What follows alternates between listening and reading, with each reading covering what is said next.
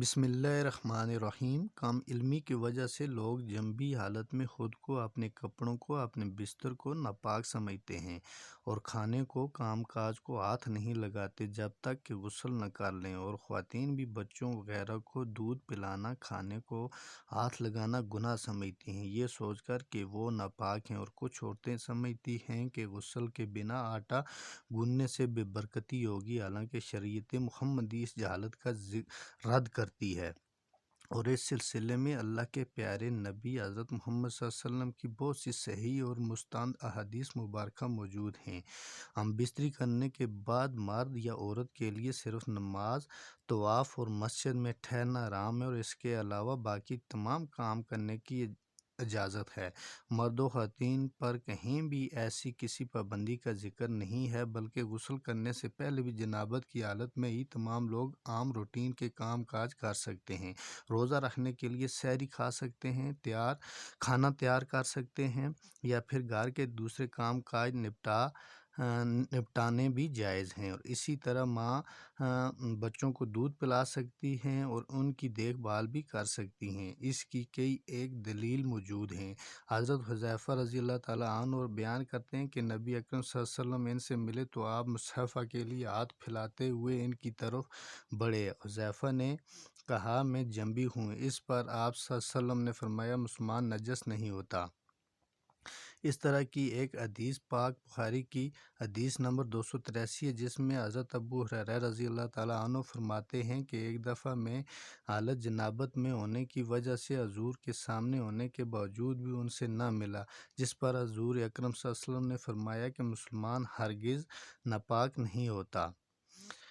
فتح الباری میں کہتے ہیں، اس حدیث میں اس بات کا جواز پایا جاتا ہے کہ غسل جنابت کو اس کے واجب ہونے کے اول وقت میں تاخیر کی جا سکتی ہے، اور اس کا بھی جواز ہے کہ جنبی شخص اپنی ضروریات پوری کر سکتا ہے۔ ام المومنین عائشہ رضی اللہ تعالیٰ عنہا کہتی ہیں کہ رسول اللہ صلی اللہ علیہ وسلم جنبی ہوتے اور اب پانی چھوئے بغیر سو جاتے، پھر اس کے بعد اٹھتے اور غسل فرماتے۔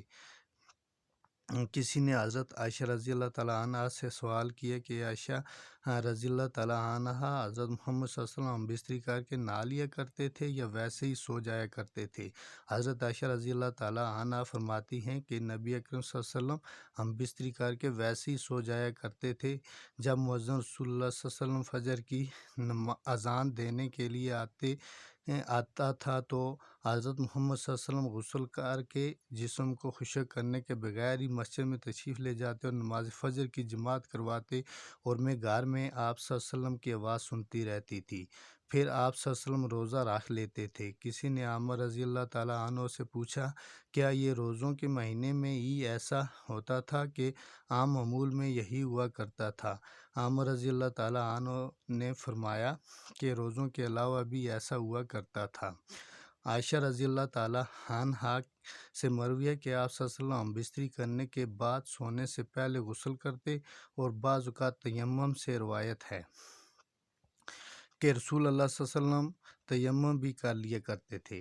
حضرت عائشہ رضی اللہ تعالیٰ عنہ فرماتی ہیں کہ آپ صلی اللہ علیہ وسلم اپنی جنابت کی حالت میں اپنی شرمگاہ کو دھوتے اور نماز جیسا وضو کرتے۔ رسول اللہ صلی اللہ علیہ وسلم نے حضرت عمر رضی اللہ تعالیٰ عنہ سے جنابت کی حالت میں سونے سے پہلے وضو کرنے اور اپنی شرمگاہ کو دھونے کا حکم دیا تھا۔ آپ حضرت عائشہ فرماتی ہیں، رسول اللہ صلی اللہ علیہ وسلم غسل کر کے سو جاتے اور بعض دفعہ حالت جنابت میں ہی وضو کر کے سو جاتے۔ ناظرین گرامی، افضل یہی ہے کہ جنابت کے بعد جتنی جلدی ہو غسل کر لیا جائے، کیونکہ ایسا نہ ہو کہ کہیں غسل کرنا بھول ہی نہ جائے۔ کھانے پینے، سونے اور عورتیں بچوں کو دودھ پلانے سے پہلے جنابت کی حالت میں وضو کر لے تو یہ افضل ہے۔ ناظرین گرامی، یہ یاد رہے کہ یہ وضو کرنا بھی واجب نہیں ہے، لیکن وضو کرنا اور شرمگاہ کو دھو لینا مستحب ہے۔ عائشہ رضی اللہ تعالیٰ عنہا بیان کرتی ہیں کہ نبی صلی اللہ علیہ وسلم اگر جنبی حالت میں کھانا یا سونا چاہتے تو نماز کے وضو کی طرح وضو کرتے تھے۔ وضو کرنا اس لیے بھی افضل ہے کہ نبی کریم صلی اللہ علیہ وسلم نے فرمایا، تین لوگوں کے پاس رحمت کے فرشتے نہیں آتے۔ کافر کی لاش اور خلوق خوشبو لگانے والا اور جنبی شخص جب تک وہ وضو نہ کر لے۔